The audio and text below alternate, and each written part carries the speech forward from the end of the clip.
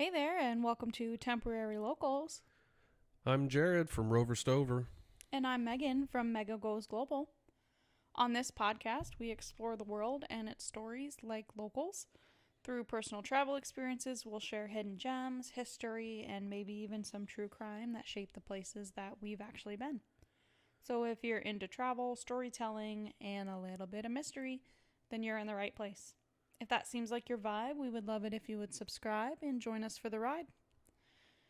This week, we're going to take you back to Peru. So last week in part 1, we talked about acclimating in Cusco.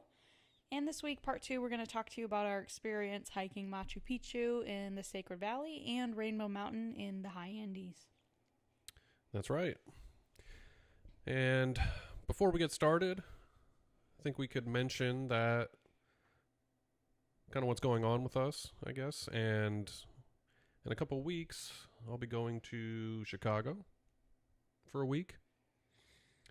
And then directly when I get back, we'll be going up to Michigan on a family trip, and we'll be taking the girls on that trip. So I think we might do a episode about that. What do you think? Yeah, I think it'd be a good time. We're just going to go kind of hang out with family up. Michigan's really nice in the summers. So Yeah. And you can talk about any adventures that you have in Chicago. Yeah, like trying not to get shot. Should we not put that in? We can keep it, I guess. No, I like Chicago. It's one of those places that people, every time I tell somebody I'm going to Chicago, or like when I've gone to Chicago, they always say the same thing. Oh, it's so dangerous and blah, blah, blah, all the things people say. But I like Chicago, like a lot of places that people claim are dangerous. And not saying there's not parts of it that are dangerous, but there definitely is, and it definitely has its issues. But I really like Chicago for a northern city, Yeah. Yeah.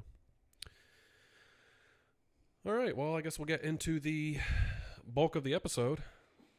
Yeah, and I wanted to start by bringing up something that I forgot in part 1, and it was when we were getting to Lima. So we had to, exit security and go through customs and go back through security.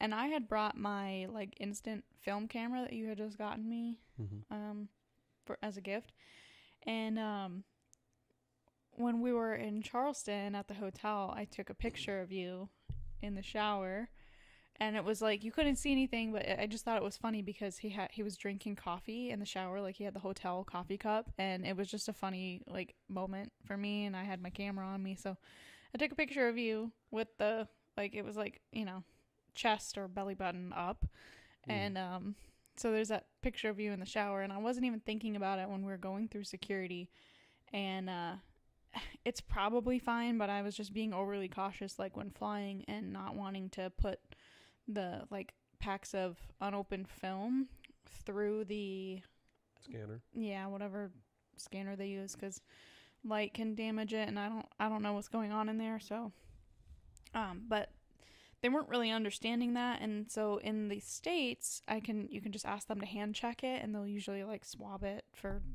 whatever explosive powder or something. Whatever they do, yeah. Yeah, whatever they do, and then they'll just hand it to you, but they weren't really understanding that. So this woman was going through it, and she was super sweet. She didn't speak very much English. She ended up having to call somebody over to explain, and we had to run it through this thing anyways, which I was like, whatever, there's one pack of film in there, it's fine. But anyways, in my pack I had everything to do with my instant film camera. So I have little lenses and stuff, and then the pack of pictures that I've already taken. And the woman, she pulled that picture of you out in the shower, and she looked at me eyes wide, and then looked at you. And we just started laughing, and I was like, oh my gosh, because I totally forgot that was in there. And she looked kind of horrified, but also amused, and she chuckled, and we laughed, and we had a good laugh with her. But yeah, I didn't understand what was going on at first, or what, because I didn't see what picture she looked at, yeah, or had pulled out, and I was just kind of standing there, and she kind of looked at me and kind of smirked and smiled, Yeah. She may have winked. I don't remember. But I remember thinking, like, what? Like, why'd she look at me like that? And yeah, I think she picked up the picture of you, looked down, got wide-eyed, then looked at me and pointed at you, and I looked down and realized the same thing, and that's like when we had that like moment of like, oh my gosh. yeah. Face in palm. Yeah. So yeah, that was a really funny moment, and we laugh about that all the time. All right. Well, anyway, so back to like the bulk of the episode. Going to Rainbow Mountain, which we didn't really even plan this before we went. I think it was we started talking about it as we were there, and your sister was talking to like travel guides or whatever in the area. Like in downtown Cusco, there's little like travel companies, and so she kind of wandered in there and learned about different tours that you could do, and this was one of them, the Rainbow Mountain tour. So we ended up deciding to do it as a group, not really honestly understanding it, because I don't remember knowing going into it that it was going to be like how high, like even higher elevation than Cusco. It's like 17,000 feet up at Yeah, it's just over 17,000 feet. And yeah, from part 1 of our Peru episode, we talked a lot about the elevation. And I think it's important to mention that Rainbow Mountain is even higher than all those other places.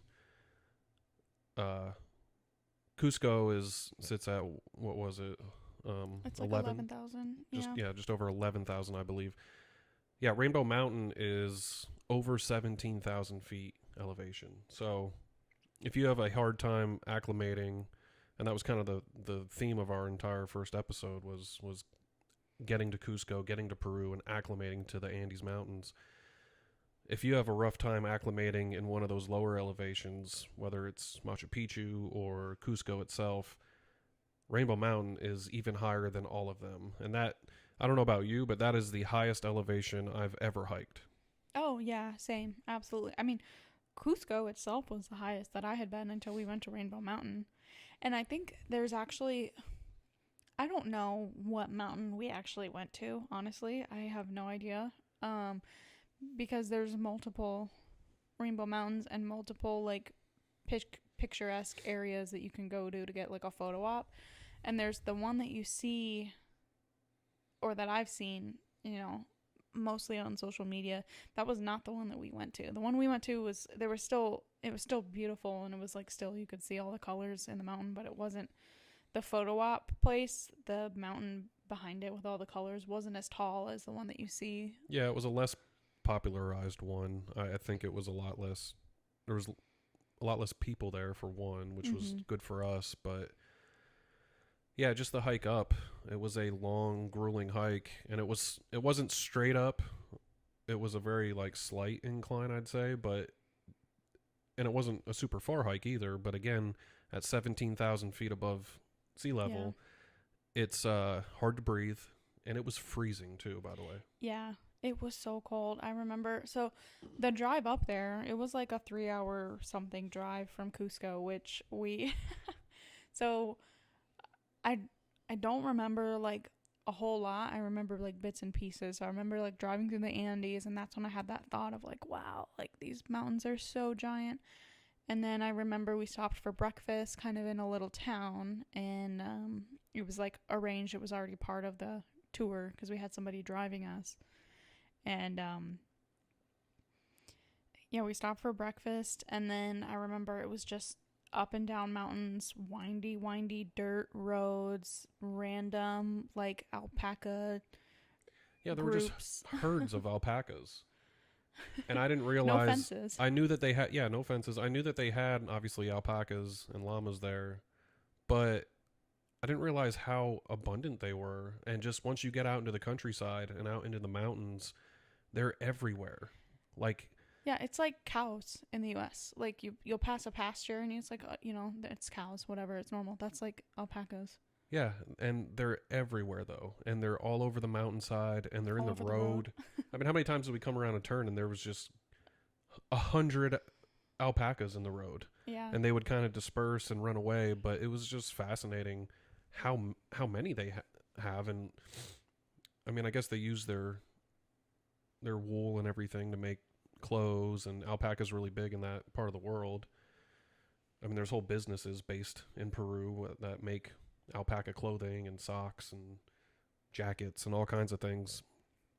So they're really, I'm sure, very, useful and valuable there. But yeah, the way that they just roam the countryside is just, there's so many of them, and they're fast too. I remember seeing them run, and they're quick. They can run like horses almost. Yeah. And sometimes they bounce when they run. They kind of like hop. Yeah. Like a deer or a gazelle or something. Yeah. Yeah. That was cool. It's such an odd animal. And here in the States, when you see an alpaca or something at like a fair or something, you're like, oh, they're so like, they're cute, but they're kind of like weird, like kind of an obscure animal. But there, they're so common. They're everywhere. So. Yeah. And then on the way there, talking about, coca leaves being a theme of our trip. There was that one gate that we stopped by. Yeah. Yeah, because we were out in the middle of nowhere on this drive to get to Rainbow Mountain, just to get to where you hike up to Rainbow Mountain. And so we were going deep through the Andes Mountains. And I think you mentioned just about how large they are on the last podcast, and just the like magnitude of them when you don't really notice it until you're actually driving through them, and you see how crazy they are, and just how massive the Andes Mountains are until you're going through them. You're actually in the mountains. And yeah, we came around a turn, and I guess we came to some sort of private land of some kind, and there was just a lone piece of wood going across the road. It was a dirt road, and it was like a homemade fence that was going across the road, just like a piece of lumber. And there was a little shack on the side of the road, just like a little, it looked like maybe like an outhouse or something. And so we came to a stop, and an old man came out of the shack and came around to the driver's side window and was talking to our guide, whose name is Dario. Mm-hmm. And they were speaking in Quechua, which obviously we don't speak. It's a Peruvian language. And so they weren't even speaking Spanish. I mean, these people out in the countryside and out in the mountains and deep out into the Andes of Peru, they don't even speak Spanish. Like, they're very traditional, old school. They speak Quechua. That's their Is it Quechua or Quechua? Quechua. Yeah. Okay. And so we don't really know what was said between them, but essentially I assume they were bartering, because Dario got out of the vehicle, went around to the back, opened up the trunk, went into his own bag, and pulled out a giant bag of coca leaves. It was like a Walmart bag. Yeah, it was a large bag full of coca leaves, and handed it to the guy, and that was his payment, and the guy allowed us to pass, and that was how he paid the guy to allow us to cross and keep going down that road so we could get where we needed to go. So the guy walked over and, physically lifted the gate for us to proceed through. But that also goes back to kind of what we were saying, is that the coca leaves aren't just something that like travelers do when they go to Peru. Like, the locals also use them, and it's a big part of their culture. So yeah.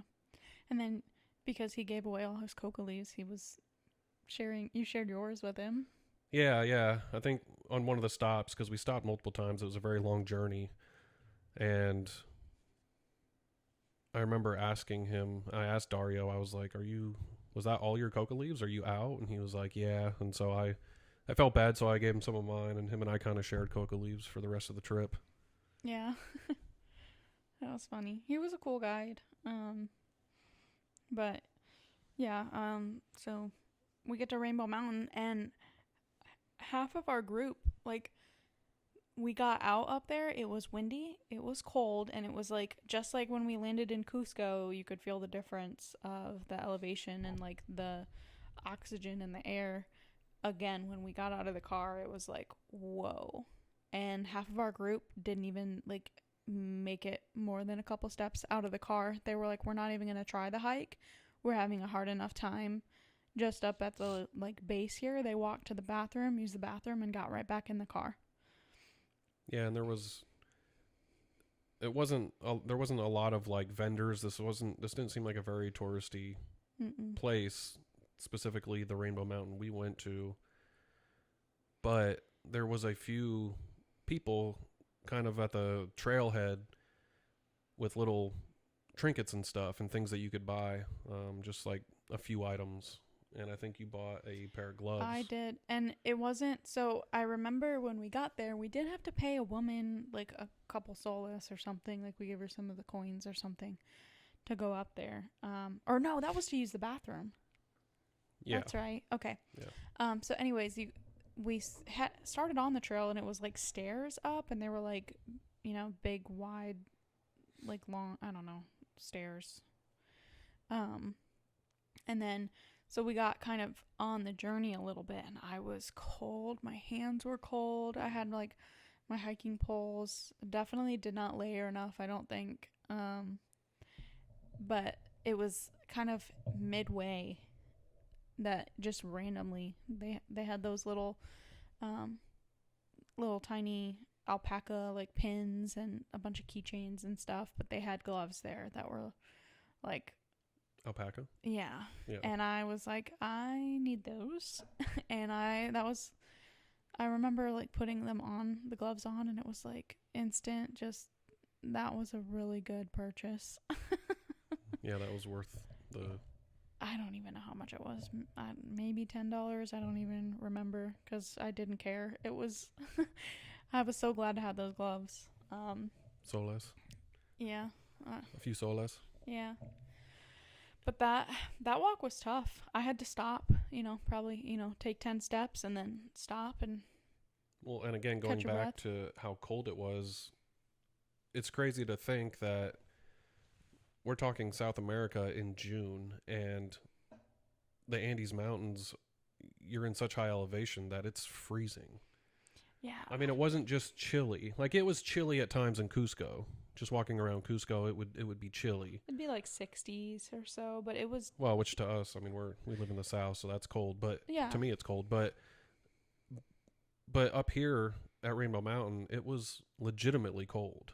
Yeah, I mean, we were layered with jackets. Under 40. Yeah. Yeah, it was cold. Fahrenheit. Yeah. Yeah.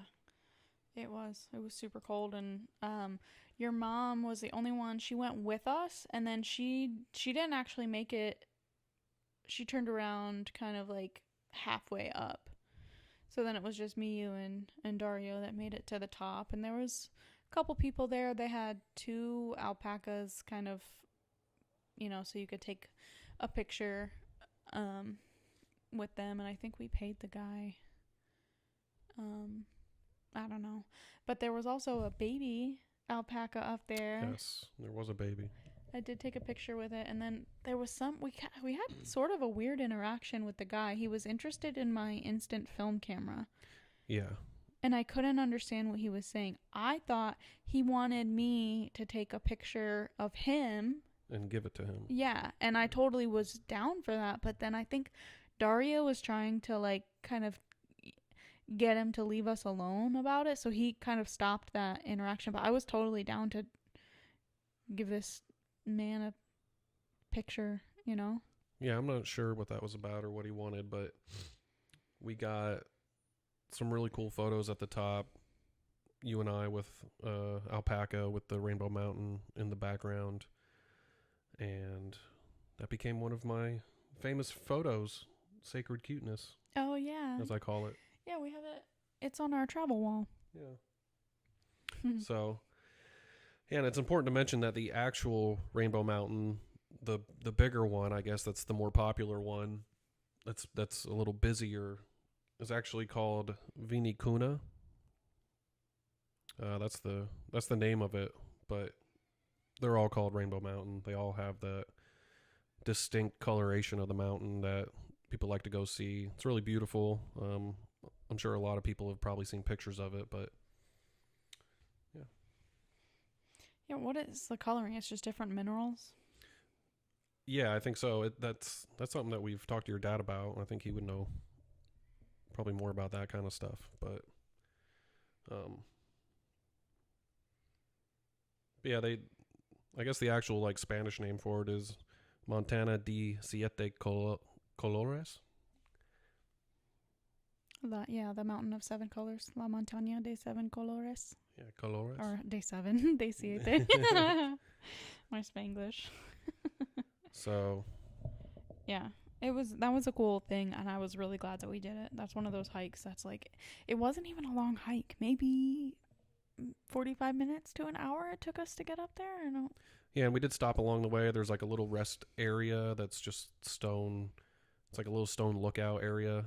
And it's one of those hikes where it's so beautiful the whole way because you're in the Andes Mountains. It looks out over this vast landscape, but you're so tired and you can feel yourself dying because you don't have enough oxygen. So it's like you don't really appreciate, I think, the beauty of the hike while you're doing it, which is why I'm glad. It's one of those hikes that I'm really glad that we took a lot of pictures on and videos and stuff because, yeah, in the moment, I mean, you're just trying to survive, it feels like. Yeah. It's so hard to breathe, and it's such a rigorous hike because you're so high up. But I feel like once we actually got to the end and we got to Rainbow Mountain, we were able to kind of catch our breath, relax a little bit, and kind of get our bearings to us. It was still hard to breathe, and we were still very exhausted, but just being there and just witnessing it it's sobering. It kind of snaps you back to reality. And so we were able to enjoy ourselves, I think, but the whole hike there was really beautiful. And yeah, it's one of those things that I look back on pictures that we took and I'm like, man, it's one of the coolest things we did, I think. Yeah, that, and obviously, I mean, Machu Picchu, but that's literally a world wonder, so. Right. But yeah, I was just looking back to prepare for the podcast, and I was like looking back through pictures and videos, and I was like, man, there were so many videos and pictures. Like, I wish I had taken more videos in Rainbow Mountain, but we did have a whole lot of pictures for me to look through. But I was like, man, some of these videos never even saw the light of day because of the way I like edited some of the videos with the GoPro app. Yeah. Not sponsored. So yeah, the next thing that biggest thing of the trip was going to Machu Picchu, and that was an entire day of travel. Like, I remember at the end of it, I was like I think this was the longest day of my entire life. It was awesome. We did so much, but it was absolutely exhausting because, I mean, I didn't even know about this until we got there and like we're doing it, but how difficult it is to get to Machu Picchu. Yeah, and that's something that I kind of wanted to touch on because there's something about Machu Picchu that makes it even more special and stand out more than like other ancient world wonders, even ones that I've been to, is in that you feel like when you're at Machu Picchu or when you go to Machu Picchu, you feel like a real adventurer. Because unfortunately today in like modern society and tourism, a lot of other big sites and destinations, if you will, they're so easily accessible and you don't really have to work very hard to get to them, which is why so many people are able to visit them.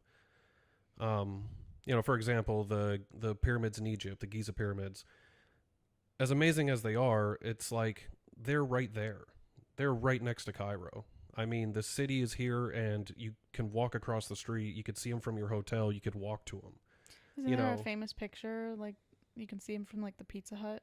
Yeah, you can. That's from a different area. But yeah, I mean, and they are further in that picture, but out that window. But yeah, I mean, you can, they're right there. I mean, the city is built around the Giza complex. So, and, other places too. I mean, Chichen Itza, you can essentially drive to it. You pull up, there's a parking lot, you get out, you're there.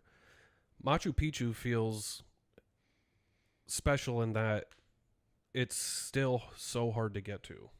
Yeah. I mean, it's a full day of travel just to get up to the gate, and then you still have to hike to it, and it's just so far out there. And to me, it felt, obviously a lot of people still go there. It's still very touristy and everything, but there's just something about how difficult it is to actually experience it and to get to it, more so than in comparison to other places, that makes it feels more adventurous in a way.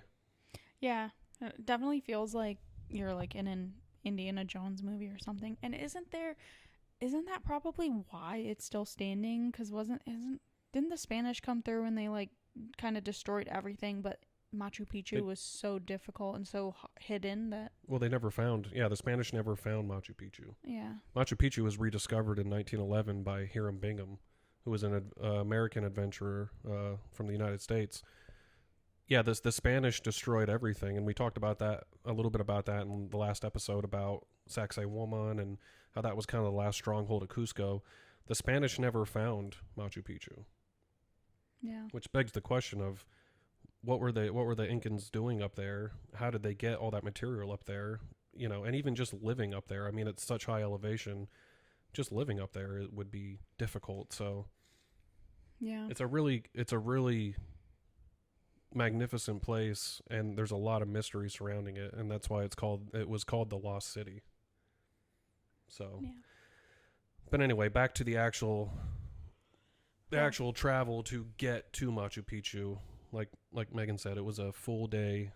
Yeah, we got up at like 4:00 in the morning. We had the tour company that we booked it through. Well, no, we didn't, because we got our ticket before we even left. We didn't go through a tour company. But no, we did have a tour company. So we had our ticket like to get into Machu Picchu, but we didn't have any of our travel arrangements. We did that through the we did that tour company. Yeah, in the plaza, I think, right? Yep. Yeah. So we got they picked us up from our... So that's something important to mention really quick is if you plan on going to Peru and you plan on going to Machu Picchu, which I suggest if you're going to Peru, it's a good idea to get your tickets beforehand because they only allow so many people into the site per day. Yep. Which is a good thing because it cuts down on over tourism. But so you want to get your tickets before you even arrive in Peru, but you can wait to kind of book any type of transportation or your way to get there until you get there. Yeah. And you can't, if you don't go with like an actual tour company. Yeah. You can't buy the like entrance ticket at the gate either.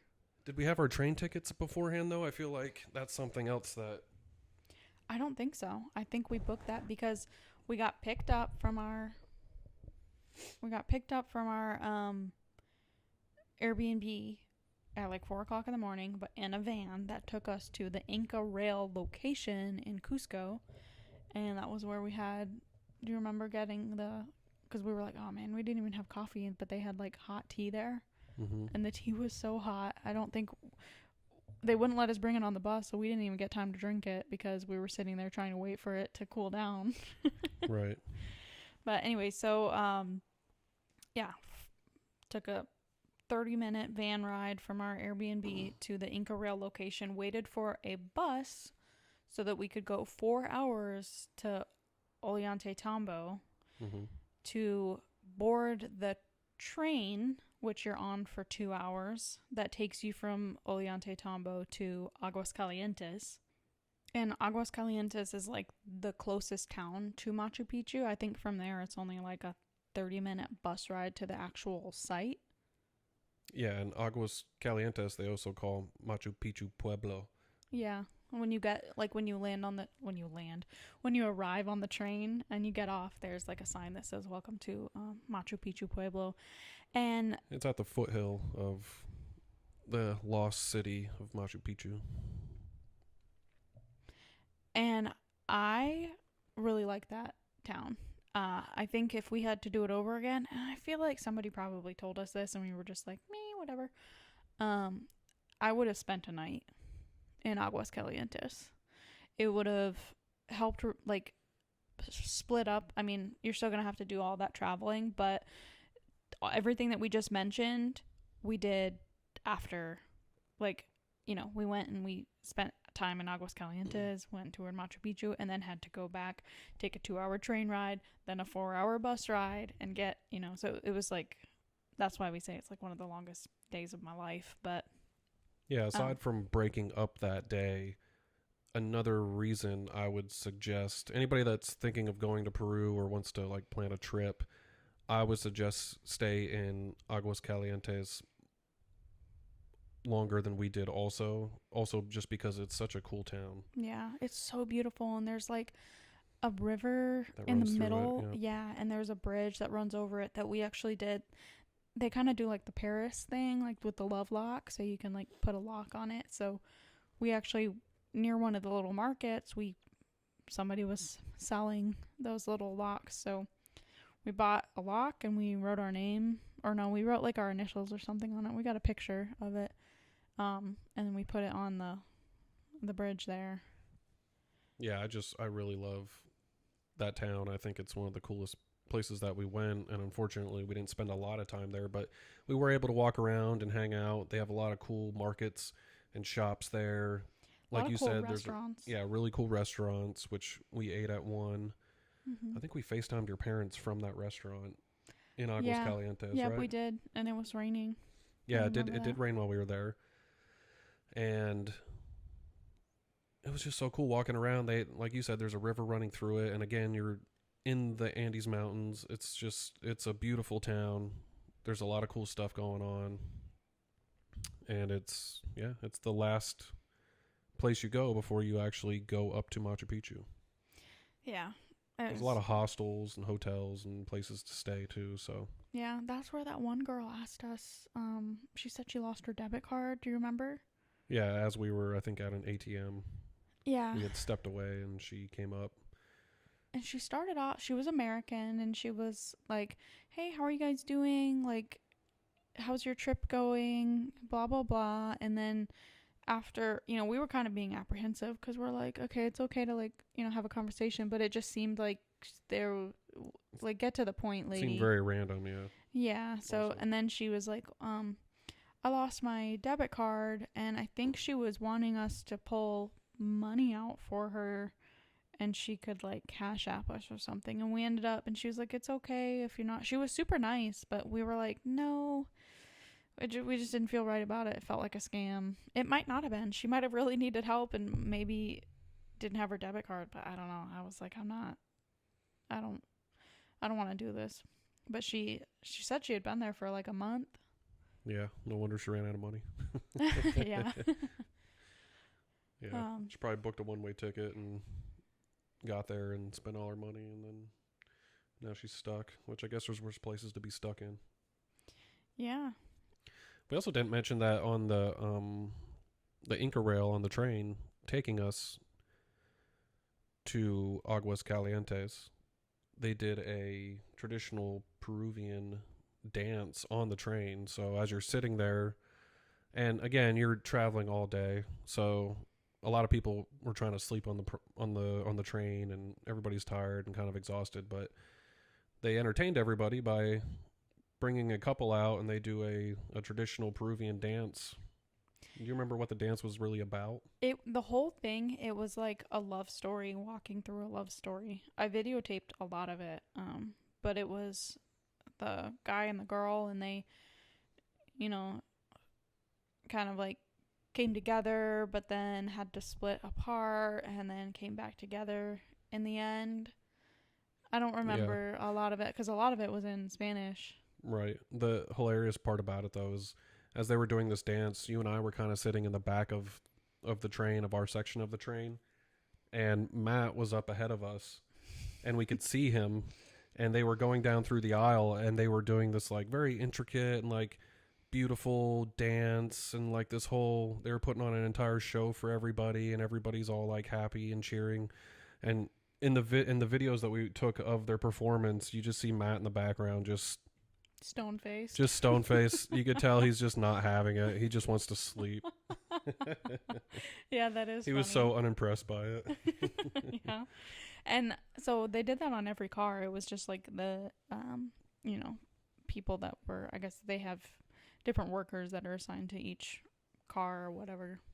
So it was funny, like, watching them do that, and then, you know, when it was over, they're just, like, taking off the, you know, traditional, like, it was really bright color, too. It was, like, bright pinks and oranges and whatever, but they were, like, taking that garb off, and then it's just their, like, uniform underneath. I remember seeing the guy later, and I was like, hey, I thought you were, like, an ancient, like, Incan guy. Right.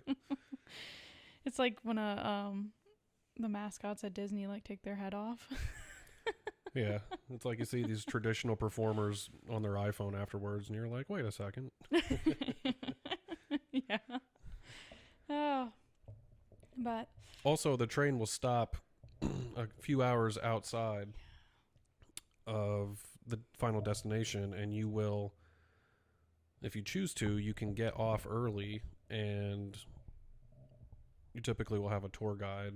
They have, you know, Quechua porters that will help you hike, and you can actually hike to Machu Picchu. And yeah, is that the Inca Trail? Yeah. Yeah, you can hike the Inca Trail. And we saw people do it. I mean, we're with a whole group, so we opted not to do that, but it's kind of cool because as you come into the different stops, the train will stop, and you see these Peruvian guides with their giant packs on their backs just hopping off the train before the train even comes to a complete stop. These guys just jump off the train and then kind of get their group together off to the side. And so as the train's going, it's stopping every so often and letting people off, and people can hike different distances through the Inca Trail until they get to Machu Picchu. Yeah, I think some of them it's like a 4-day trip. Yep. Yeah. I've never done through hiking, and I would not do it my first time on the Inca Trail. Right.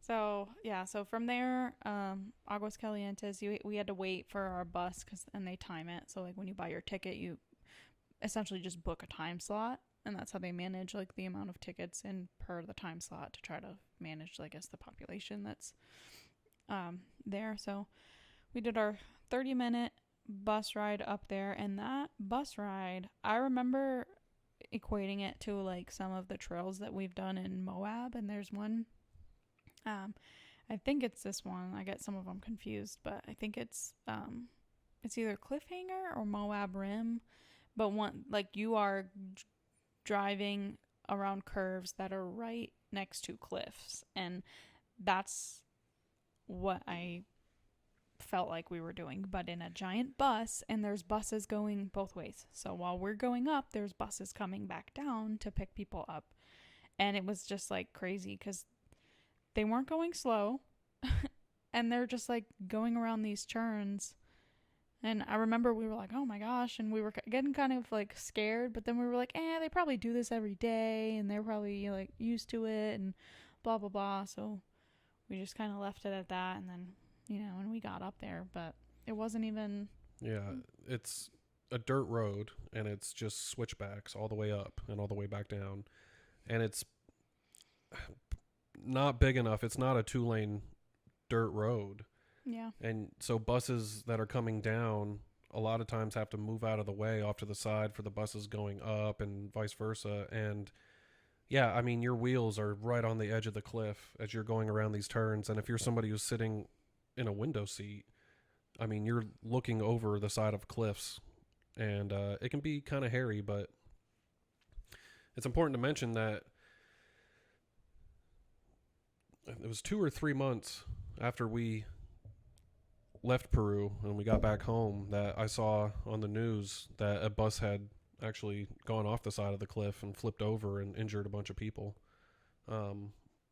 So it's one of those things where when we're telling a story, we're not just saying that it seemed dangerous or that it was, like, super crazy to try to be hyperbolic or exaggerate for the sake of the story. Like, it really is dangerous because they do crash, and they did crash not long after we were there. And if you go online and afterwards, you know, I'd looked this up, that wasn't the first time that would happen either. I mean, there were crashes in years past too, and people have actually died on that same trip up to Machu Picchu. So yeah, just kind of lightly looking into it, I see that the first one that comes up is September 16th, 2024. A tourist bus carrying 30 passengers crashed on the Hiram-Bingham Highway. Yep, and that was the one that was right after, just a few months after we left. But there is another one that I saw that happened in 2022 where people actually, I think like 4 people died.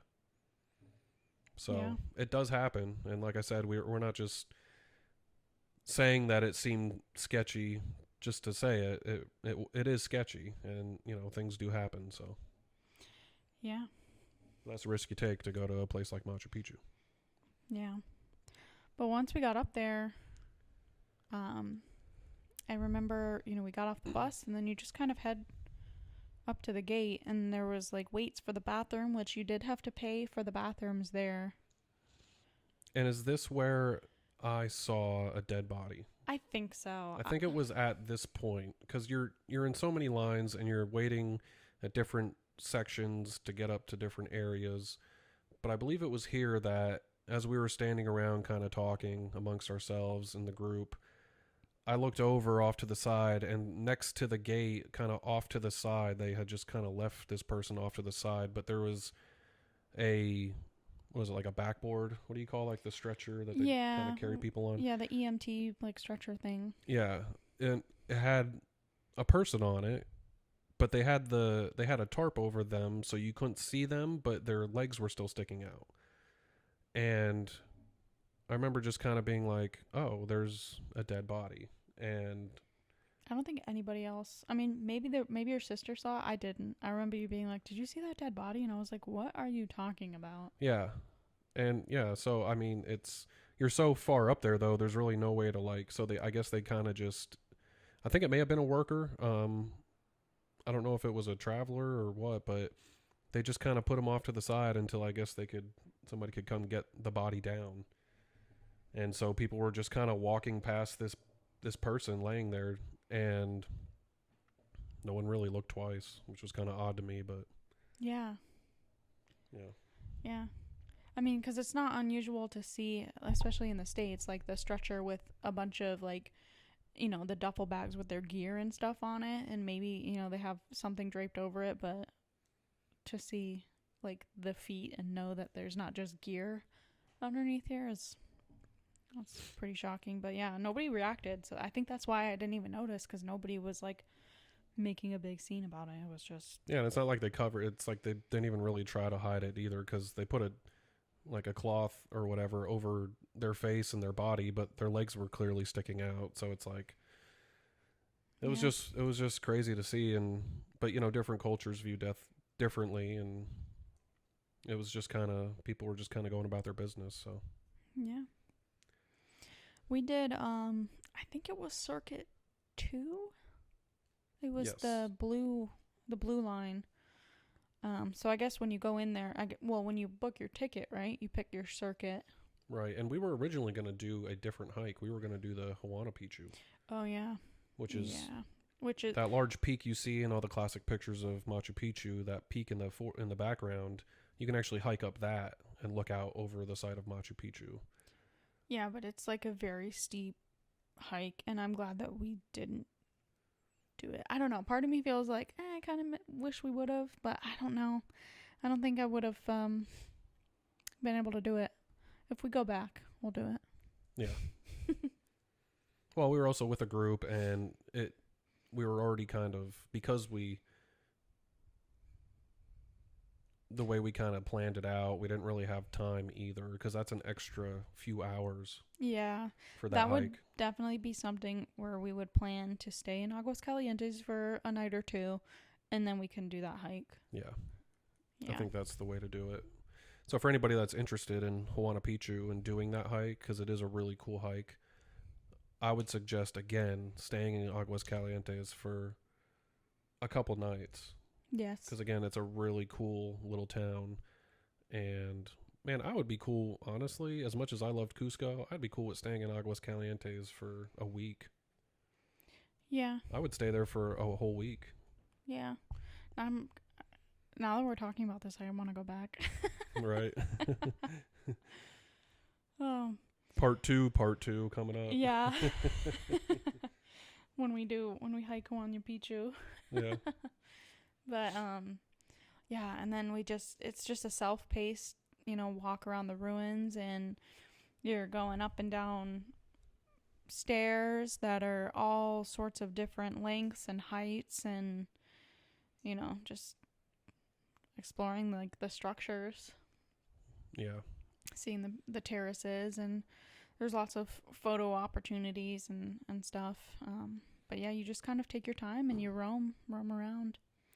Yeah, you kind of go up and over the site, at least on Circuit 2, which is something that because I think originally we were going to do a different circuit, which wasn't, I think you were down lower, so you kind of saw Machu Picchu from a lower vantage point, a lower angle. And I'm glad we ended up doing Circuit 2 instead, because you kind of go up and over and you get that classic view of Machu Picchu that I really wanted pictures. I wanted to get really good pictures of like that classic, angle of Machu Picchu that everybody kind of has. Mm-hmm. I wanted to get those. And so I'm glad that we went with Circuit 2, because you climb up the stairs and up the ruins, and you kind of go up and over the site, and then you kind of come down into it, and you go through it. Really, yeah, you're able to actually explore in the little structures, little stone structures, and through all the little Incan village area. Yeah, and you can walk across the terraces, and there's alpacas there too, which is really cool. Yeah, we must have done like an afternoon, because I'm just like reflecting on when we went to Costa Rica and we were able to see the Arenal volcano, that there are people that have gone and have spent a whole week there and have never been able to see the volcano because the fog. And it was like that some mornings too. Yeah. And the same thing with Machu Picchu. There are people that like, especially because they do like a sunrise one too, and you've seen like the videos online where there'll be like, oh, so glad that I got up early to see Machu Picchu, and they're like, look at this view, and it's literally just fog. You can't even see anything. Yeah. So I think we were really lucky again that time to be able. It was so clear on the day that we went. Yeah, we definitely got lucky, and especially because it was raining, like we said, in Aguas Calientes. So I was kind of concerned about the fog, and especially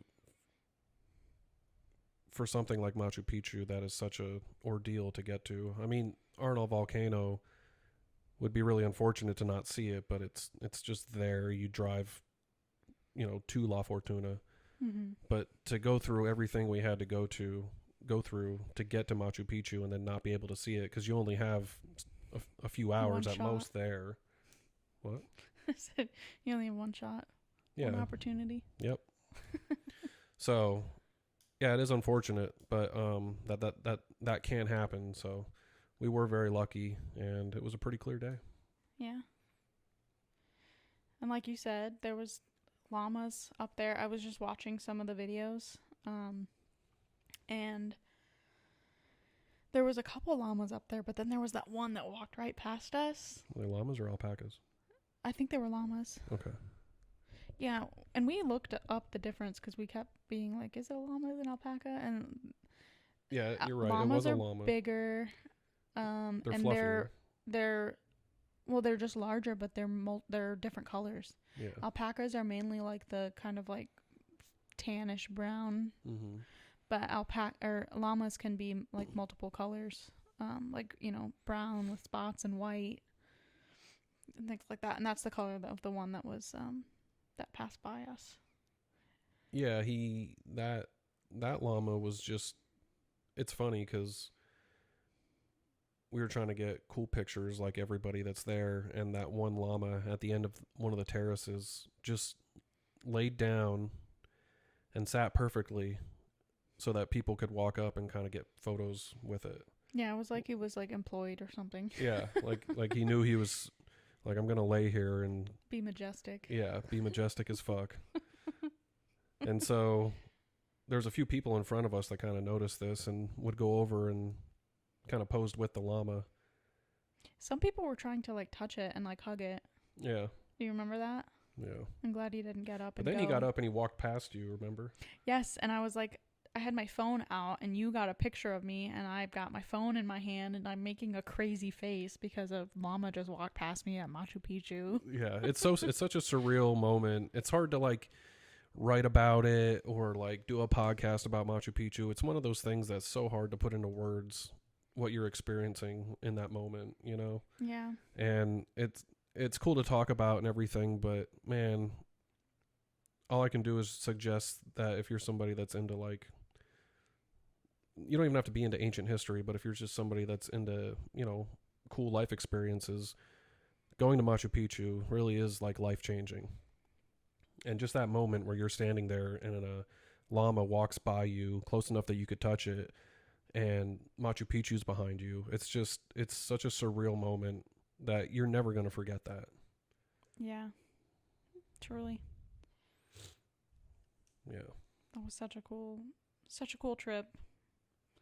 My first, trip kind of being outside. Like, I've been to Canada before, but I've never left North America. So it was my first time leaving North America, too. And that was just a really awesome vacation.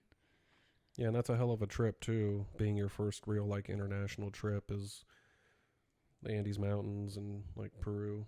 Yeah. You know, a lot of people go to, like, the Bahamas or something. Well, I mean, I've been to Grand Cayman. That's pretty much it. But I don't. Yeah. It's still a short flight. It wasn't. That was the longest flight that I'd been on was the 7 hours. Right. To Peru. But yeah. Well, I guess we can wrap her up. Alrighty. Well, that's it for this week. Thank you guys for listening to part 2 of Peru on the Temporary Locals podcast. Just want to plug some of our other socials. Temporary Locals you can find on Spotify and YouTube. It's just audio only for now. Jared is on Instagram as Rover Stover. I am on Instagram, TikTok, YouTube, and Facebook as Mego Goes Global. And if you guys listen this far, we would appreciate it if you would kind of do all the interactions, give us a share, like, comment, leave us a review. We would really, really appreciate it. It helps us out. Please do. Please do. I'm trying to grow this thing.